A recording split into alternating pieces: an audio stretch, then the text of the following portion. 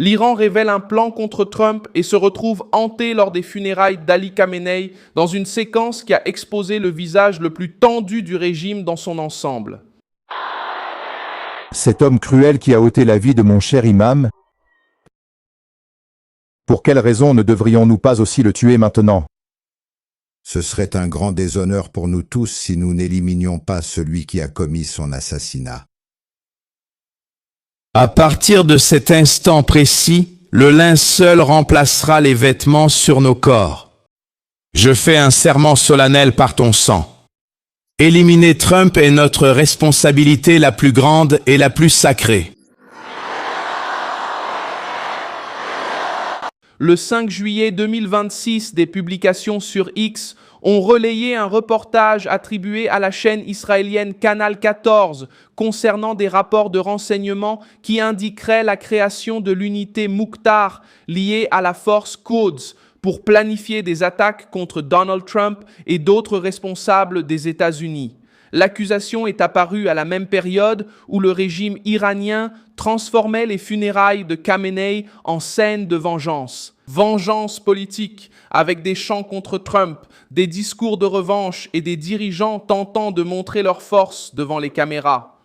Le problème pour Téhéran, c'est que la mise en scène du pouvoir a aussi révélé la peur, montrant Mojtaba Khamenei, nouveau guide suprême, absent aux funérailles de son père. Galibaf et Araghchi ont pleuré devant le cercueil et des figures du régime ont parlé de guerre existentielle, comme si la mort de Khamenei avait ouvert une blessure qui ne se referme pas. L'Amérique criminelle, meurtrière de tous les martyrs, meurtrière de l'imam des martyrs, nous allons les tenir pour responsables et nous ne leur laisserons aucun répit, sachez-le. Nous allons les juger. Les criminels et les criminels de guerre doivent être punis. Ils doivent être jugés. Ils doivent payer pour leurs crimes en fonction de la gravité de ce qu'ils ont commis. Que préparait réellement le régime? Pourquoi Donald Trump est-il la cible centrale de cette vengeance? Comment des funérailles sont-elles devenues une vitrine de peur? Je vais tout expliquer. Si tu aimes ce genre de contenu direct et sans détour, pense à t'abonner parce qu'ici, il y a des vidéos comme ça tous les jours. L'information principale vient du reportage qui attribue à la force Quds la création de l'unité Mukhtar. Selon la publication relayée par Iran International, le groupe aurait des liens avec des cartels mexicains et avec des éléments de la diaspora iranienne pour organiser des actions contre des autorités américaines, y compris Trump. La chaîne 14 d'Israël n'a pas détaillé l'origine du renseignement, donc l'affaire semble encore être une allégation encore non confirmée. Malgré cela, le poids politique est important. Il s'agit d'un soupçon de structure créé au sein de la branche extérieure de la garde révolutionnaire. C'est précisément le secteur utilisé par le régime pour opérer en dehors des frontières iraniennes. L'information est tombée à un moment explosif. Les funérailles d'Ali Khamenei ont commencé à Téhéran le 4 juillet 2026 et devraient se poursuivre jusqu'au 9 juillet avec des cérémonies à Téhéran, dans les villes religieuses d'Irak et un enterrement prévu à Mashhad. L'enterrement a été reporté en raison du conflit et des questions de sécurité.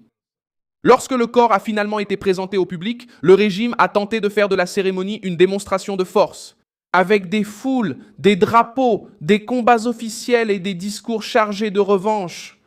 Les funérailles n'ont pas été seulement religieuses. À Téhéran, la cérémonie est devenue un acte politique contre Trump et Israël. Des personnes en deuil, vêtues de noir, ont rempli les rues et les espaces publics, pendant que des banderoles et des slogans réclamaient vengeance. Le régime voulait montrer qu'il contrôle toujours le récit, mais l'ambiance a révélé une direction nerveuse, dépendante de la mobilisation de l'État et sous pression pour répondre à la mort de l'homme qui a dirigé l'Iran pendant 30 semaines. Mohammad Mokbeh, ancien vice-président iranien et membre du Conseil de discernement, a renforcé ce ton en affirmant que les responsables de la mort de Khamenei ne connaîtraient pas une mort naturelle, et à l'effort du régime pour transformer la mort du dirigeant en carburant politique. As-tu imaginé qu'un jour nous ferions la prière funéraire sur le corps de notre martyr? As-tu pensé à prier pour lui? À l'instant même, en venant ici, je n'arrêtais pas d'imaginer que tout cela n'était pas vrai. Nous sommes toujours venus ici pour la prière de Wade de cette façon, et ce qui s'est passé maintenant est insupportable pour n'importe qui. Il était incomparable, irremplaçable. Tous nos cœurs battaient avec le sien. Maintenant, nos cœurs se sont arrêtés.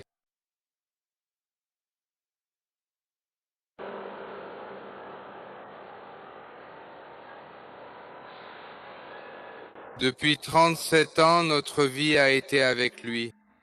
Que Dieu nous aide ainsi contre les assassins de notre imam martyr. Ils ne mourront pas de mort naturelle et le peuple va se venger de cela.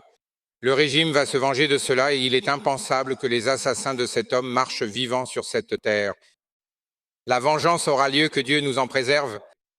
Le message était clair. Téhéran voulait maintenir vivante la promesse de vengeance. Et Yahya Rahim Safavi, conseiller militaire proche de la direction iranienne, a également haussé le ton. Lors des cérémonies, il a affirmé que l'Iran et Israël vivent une guerre existentielle. Cette phrase a montré que le régime ne considère pas la crise comme un épisode clos. Il la considère comme une lutte pour la survie politique et idéologique. Pour la ligne dure iranienne, admettre un recul serait montrer de la faiblesse face à Trump, à Israël et à une population qui a déjà montré sa lassitude face à la répression, à la crise économique et à l'isolement. La scène de Mohamed Bagher Ghalibaf et Abbas Araghi en train de pleurer devant le cercueil de Khamenei est devenue virale parce qu'elle a brisé l'image de froideur de la haute direction iranienne. Ghalibaf, président du Parlement, et Araghi, ministre des Affaires étrangères et négociateur en chef, sont apparus bouleversés lors de la cérémonie à Téhéran. Pour la propagande officielle, les larmes étaient un signe de loyauté. L'image montrait une élite politique fragilisée, émotionnellement exposée et hantée par l'impact de l'attaque qui a tué son chef suprême. L'absence de Mojtaba Khamenei a pesé encore plus lourd. 3 fils d'Ali Khamenei sont apparus publiquement lors des funérailles. Pour aider. Amen.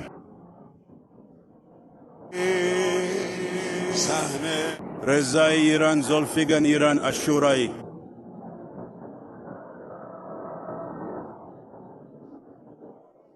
Ma Mojtaba, désigné comme successeur et nouveau guide suprême, n'a pas été vu. Cette absence a suscité des spéculations sur la sécurité, la santé et le contrôle réel du pouvoir. Dans les régimes fermés, la présence publique est synonyme d'autorité. Quand le successeur est absent aux funérailles de son propre père, le silence en dit plus que n'importe quel discours. Le régime a tenté de vendre une idée de continuité, mais le siège vide est devenu une question gênante. Donald Trump a également réagi sur un ton ferme. Selon des reportages internationaux, il a déclaré que les deux parties auraient fait une pause pendant la semaine des funérailles et a suggéré que Téhéran voulait négocier. La réaction de Donald Trump a directement touché le récit iranien car le régime parlait de vengeance, mais en même temps il devait gérer des discussions, une pression militaire et le risque d'une nouvelle escalade. L'Irak s'est aussi impliqué dans la pression contre le réseau pro-iranien. Le gouvernement irakien a donné jusqu'au 30 septembre aux groupes armés liés à l'Iran pour se désarmer sous la menace de mesures légales contre les armes hors du contrôle de l'État. La décision touche directement l'influence régionale de Téhéran, car ces milices ont toujours été un élément important du pouvoir iranien au Moyen-Orient. Lorsque Bagdad commence à exiger le désarmement, cela indique que la marge de manœuvre du régime a diminué. Alors que les funérailles occupaient les rues, un autre fait a révélé la face interne de la répression iranienne. Des organisations de défense des droits de l'homme ont dénoncé la tentative de confiscation du complexe de l'église Saint-Pierre à Téhéran, avec le risque d'expulsion des familles chrétiennes arméniennes et assyriennes. La pression contre une église historique renforce l'idée que le régime tente de se durcir de l'intérieur au moment même où il subit des secousses de l'extérieur. La cible change, mais la méthode se répète. Contrôle, peur et intimidation. La reconduction de Gollum, Hossein, Mohseni Mossem à la tête du pouvoir judiciaire iranien est également apparue dans ce contexte. Le décret a été attribué à Mojtaba Khamenei, justement le successeur qui n'est pas apparu publiquement aux funérailles de son père. Mossem Ejei dirige le pouvoir judiciaire depuis 2021 et il est désigné par des organisations de défense des droits de l'homme comme une figure liée à la répression des manifestants, des journalistes, des femmes et des minorités. Le message politique était simple. Même avec la direction cachée, la machine de répression continue de fonctionner. Les funérailles de Khamenei restent un test pour le régime iranien. La foule dans les rues sert à la propagande, mais n'efface pas les questions sur la succession, la sécurité, la vengeance et la survie politique. L'unité Mukhtar place la force Quds au centre d'une accusation très grave contre Trump et les autorités des États-Unis. Les déclarations de Mokbir et Safavi montrent que l'aile du régime est l'armée, le conflit reste vif. L'absence de Mojtaba montre que le nouveau commandement n'arrive pas encore à apparaître avec confiance devant son propre peuple. Jusqu'au 9 juillet, le régime doit continuer à utiliser les funérailles pour afficher sa force. Mais l'image qui est restée n'était pas seulement celle du deuil. C'était celle d'une direction assiégée, pleurant devant le cercueil, promettant vengeance, cachant son successeur et essayant de prouver qu'elle commande encore. Un régime blessé, bruyant, lent et effrayé par l'ampleur de la réponse qui pourrait venir. Merci beaucoup d'avoir regardé cette vidéo jusqu'à la fin. Soutenez notre projet et contribuez financièrement via la clé Pix qui apparaît à l'écran. Nous sommes une chaîne indépendante, attachée à vous informer en disant la vérité. Votre contribution nous aide à rester debout.